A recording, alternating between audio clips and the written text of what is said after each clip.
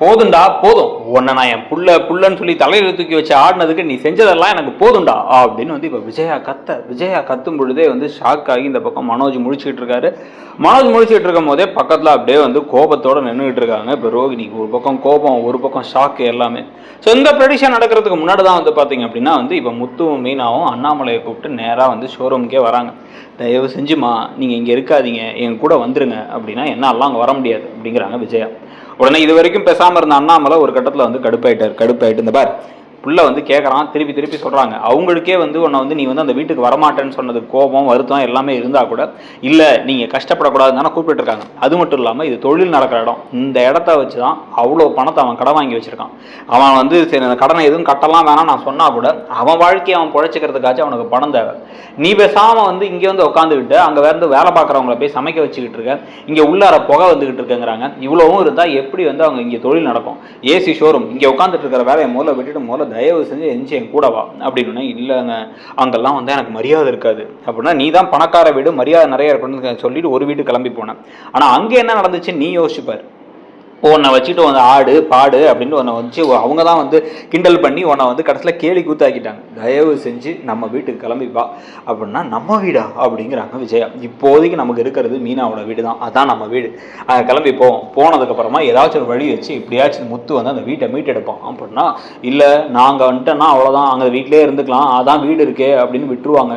எனக்கு அதுதான் யோசனையாக இருக்குது அப்படின்னா, அந்த மாதிரிலாம் விட மாட்டோமா, தயவு செஞ்சு வாங்கம்மா அப்படிங்கிறாரு முத்து ஒரு பக்கம். இன்னொரு பக்கம் மீனா என்ன சொல்கிறாங்கன்னா, தயவு செஞ்சு அதை நான் வந்து அங்கே எல்லா வசதியும் உங்களுக்கு ஏற்படுத்தி தரேன் அப்படிங்கிறாங்க. நமக்கு தான் வந்து மீனா ஏமா இப்படி பண்ணுற, உனக்கு தான் அத்தனை பிரச்சனை இருக்குது, ஒன்றா இவங்களால வந்து நீ பட்டதெல்லாம் நிறைய இருக்குது, ஏமா அப்படி இருக்குது அப்படின்னு நினச்சாலும் மீனாவும் முத்துவும் சேர்ந்து பேசி இப்போ என்ன பண்ணுறாங்க அப்படின்னா வந்து விஜயாவை அவங்க வீட்டுக்கே கூப்பிட்டு கிளம்புறாங்க. கிளம்பி எல்லாம் அங்கே கிளம்பி போனதுக்கப்புறமா தான் வந்து முத்து வீட்டுக்கு போய் இப்போ வந்து இவங்களுக்கு விஜயாவுக்காக ஸ்பெஷலாக கோழி குழம்பெல்லாம் எடுத்து வச்சுக்கிறாங்க. உடனே வந்து வச்சா அதுக்கும் கோவப்படுறாங்க விஜயா. உடனே வந்து இங்கே என்ன எல்லாம் விருந்தா வந்து கொண்டாடிக்கிட்டு இருக்கீங்க, நம்ம வீடே போச்சு எல்லாம் போச்சு, அதை விட்டுட்டு இப்படி வந்து கோழி குழம்புங்கிற அப்படின்னாமா. அவன் ஸ்ருதியும் ரவியும் கால் பண்ணி சொன்னாங்க, அங்கே உங்களுக்கு அந்த கேரளா சாப்பாடுலாம் ஒத்து வரல, நீங்கள் ஒழுங்காகவே சாப்பிடல அப்படின்ட்டு, அதனால தான் தெம்பு வேணுங்கிறதுக்காக தான் உங்களுக்கு இதெல்லாம் சமைச்சிக்கிட்டு இருக்கோம், தயவு செஞ்சு சாப்பிடுங்கம்மா, அந்த வீட்டை மீட்கிற வேலையை நாங்கள் பார்த்துக்குறோம், இருந்தாலும் ஏதாவது பார்த்துக்கலாமா அப்படின்னு சொல்லிட்டு கொடுத்துட்ருக்காங்க. இந்த சமயத்தில் தான் வந்து சத்யா திடீர்னு கால் பண்ணுறாரு முத்துக்கு கால் பண்ணி, எனக்கு ஏதோ பெருசாக தப்பாக நடக்க போகுதுன்னு தோணுதுவாமா. இப்போ திடீர்னு வந்து இப்போ ரேகாவை வீட்டுக்கு வர சொன்னாங்களாம், வீட்டுக்கு வர சொன்னதுலேருந்து ஏதோ புதுசாக ஏதோ பிரச்சனை போகுது, அவங்க பேசுகிறதெல்லாம் சரியில்லைங்கிறாங்க. அதே மாதிரி என்கிட்டையுமே அவர் ஒரு மாதிரி வித்தியாசமாக பேசுகிறாரு ஓனர், ஏதோ ஒரு பிரச்சனை தான் நினைக்கிறேன், நாங்கள் ப்ளவ் பண்ணுறது அவங்களுக்கு தெரிஞ்சிருச்சுன்னு நினைக்கிறேன் அப்படின்னு பேசிக்கிட்டு இருக்க.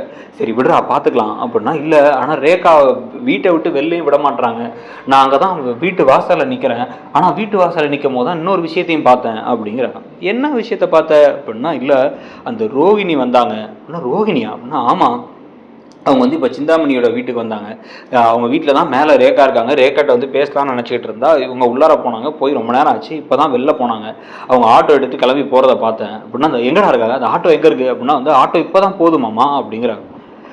ஆட்டோ பின்னாடி ஃபாலோ பண்ணுறாடி அப்படின்னு சொல்லிட்டு ஆட்டோ எங்கே போகிறா என்ன விஷயம்னு முதல்ல தெரிஞ்சுக்கணும், ஏதோ தப்பாக இருக்கே. அப்போ சிந்தாமணி வீட்டுக்குலாம் அடிக்கடி ரோகிணி வந்து போயிட்டு இருக்காங்கன்னா, இந்த கடன் விஷயத்துலேருந்து எல்லா விஷயத்தையும் ரோகிணியோட இன்வால்மெண்ட் இல்லாமல் இருக்காது அப்படின்னு சொல்கிறாங்க. சொன்ன உடனே சரி ஓகே அப்படின்னு கிளம்பி உடனே என்னதான் நடக்குதுன்னு பார்க்கலாம் அப்படின்னு சொல்லி எல்லாரும் கிளம்பி வந்து இப்போ இவர் சத்யா பின்னாடியே போகிறாரு. போகும்பொழுது வந்து பார்த்தா ஷோரூமில் நிற்கிறாங்க.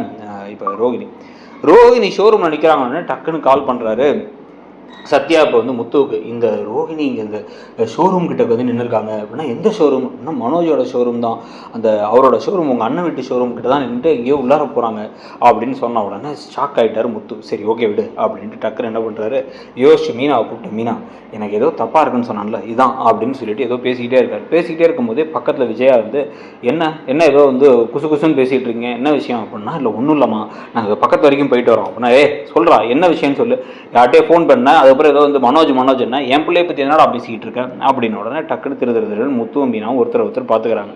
அதே சமயத்தில் ஷோரூமில் வந்து பார்த்தீங்க அப்படின்னா வந்து நேராக வந்து இப்போ உள்ளார வந்து ரோகிணி, எங்கே உங்கள் அம்மா கிளம்பிட்டாங்கன்னு கேள்விப்பட்டேன் அப்படின்னா, உனக்கு எப்படி தெரியும் அப்படின்னா, ஜீவா தான் சொன்னான் அப்படிங்கிறாங்க. ஆமாம் மேடம் கால் பண்ணி கேட்டாங்க போயிட்டாங்களான்ட்டு. ஆமாம் கிளம்பிட்டாங்கன்னு சொன்னேன் அப்படின்னு ஜீவா சொன்ன உடனே வந்து ஆமாம் கிளம்பிட்டாங்க, சரி விடு, அம்மா வந்து திடீர்னு வருவாங்க நான் எதிர்பார்க்கல, எப்படியோ அவங்க கிளம்பி போயிட்டாங்க, இனிமேல் அங்கே தான் இருப்பாங்க அப்படின்னு சொன்ன உடனே இல்லை இன்னொரு விஷயம் வேறு இருக்குது, அந்த ரேகான்னு சொல்லிட்டு இவங்களோட சிந்தாமணியோட பொண்ணு அவங்களுக்கு ஒரு கல்யாணம் ஃபிக்ஸ் பண்ணியிருக்காங்களாம், அதுக்காக நான் மேக்கப் போடுறதுக்காக நாளைக்கு போகிறேன், அதனால் வந்து நான் இன்றைக்கி நைட்டு வந்து ஒரு நிச்சயதார்த்தமாக வச்சுட்டு நாளைக்கே கல்யாணமா, அதனால் நான் இன்றைக்கி நைட்டு இங்கே வந்து தங்க மாட்டேன், நீ இப்போ பார்த்து பத்திரமா இரு, அதை சொல்ல தான் வந்தேன் அப்படின்னு வந்து ரோகிணி பேசிக்கிட்டு இருக்கும் பொழுதே வந்து பார்த்தீங்க அப்படின்னா வந்து திடீர்னு வந்து பின்னாடி ஒரு குரல் கேட்குது, டேய் என்னடா பண்ணிருக்க நீ அப்படின்ட்டு. திரும்பி பார்த்தா அங்கே வந்து இப்போ விஜயா கோவமாக நின்றுட்டு இருக்காங்க, பக்கத்துலேயே முத்துவும் மீனாவும் இருக்காங்க. முத்துக்கிட்டே மீனாக்கிட்டே என்னதான் விஷயம் அப்படின்னு சொல்லிட்டு அவங்க வந்து கம்பல் பண்ணி கறந்துட்டாங்க அந்த விஷயத்தை கேட்டு. இப்போ வந்து கடைசியாக வந்து ரோகிணி வராங்கிறதெல்லாம் தெரிஞ்சு விஜயாவும் கோவமாக கிளம்பி இங்கே வந்திருக்காங்க. ஸோ வந்தவங்க இப்போ என்ன பண்ணுறாங்க அப்படின்னா வந்து டக்குன்னு போயிட்டு மனோஜ் கிட்டக்க என்ன நடந்துகிட்டு இருக்கு, இவன் எங்கே போயிட்டு வரான்னு தெரியுமாடா அவனுக்கு அப்படின்னா, எங்கம்மா அப்படின்னா சிந்தாமணியோட வீட்டுக்கு போயிட்டு வரான்.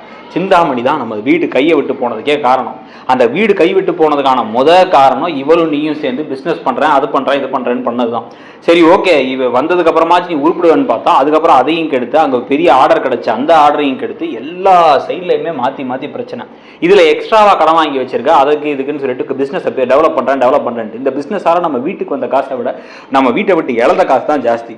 எங்கள் அப்பா எனக்கு கொடுத்த வீடு, என் வீட்டு மேலே எனக்கு அவ்வளோ வந்து இது எனக்கு வந்து ஒரு ஆசை, நம்ம வீடு என் வீடு நான் சொல்லுவேனே, அதை மீட்கிறதுக்கு நீ வாங்கின கடனுக்கு இவன் போராடிக்கிட்டு இருக்கான். ஆனால் நான் இவனை ஒரு நாள் கூட மதிச்சதே இல்லை, ஒன்றை தான் தலையில் தூக்கி வச்சு ஆடிக்கிட்டு இருந்தேன். நீ நம்ம வீடு போனதுக்கு காரணமாக இருந்தவளை கூட தூக்கிட்டு சுற்றிக்கிட்டு இருக்க, அவள் உன்னை ஏமாத்திட்டா, அவள் மோசம்னு சொல்லிக்கிட்டு இருக்கேன். இது மட்டும் இல்லாமல் இப்போ இவளுக்கும் சிந்தாமணிக்கும் தொடர்பு இருக்குன்னு வேற சொல்றாங்க. அடிக்கடி அவள் வீட்டுக்கு கிளம்பி போயிட்டு வரலாம், எல்லா விஷயத்துக்கும் அவளுக்கு ஹெல்ப் பண்றதே இவங்க தாங்கிறாங்க. நான் சிந்தாமணியை வந்து ஃப்ரெண்டு நினைச்சேன், ஆனால் சிந்தாமணி எனக்கு ஃப்ரெண்டாக இருந்ததை விட இந்த கேடுகட்டவளுக்கு ஃப்ரெண்டாக இருந்ததான் ஜாஸ்தியாக இருக்குது. இவ்வளோ பெரிய ஃப்ராடு இவளை வந்து தூண்டி விட்டு இவங்க எல்லாரும் சேர்ந்து பிளான் பண்ணி நம்மளை வீட்டை விட்டு துரத்த விட்டாங்க. இதில் வந்து அந்த சிந்தாமணி நம்ம வீட்டையே மொத்தமாக அபகரிச்சுக்கலான்னு பார்த்துக்கிட்டு இருக்கா. இவ்வளோ விஷயம் நடந்துகிட்டு இருக்கு. ஆனால் வந்து பார்த்த அப்படின்னா நீ ரொம்ப சாதாரணமாக இதை பற்றிலாம் கவலைப்படாமல் இவ கூட கொஞ்சிக்கிட்டு இருக்க.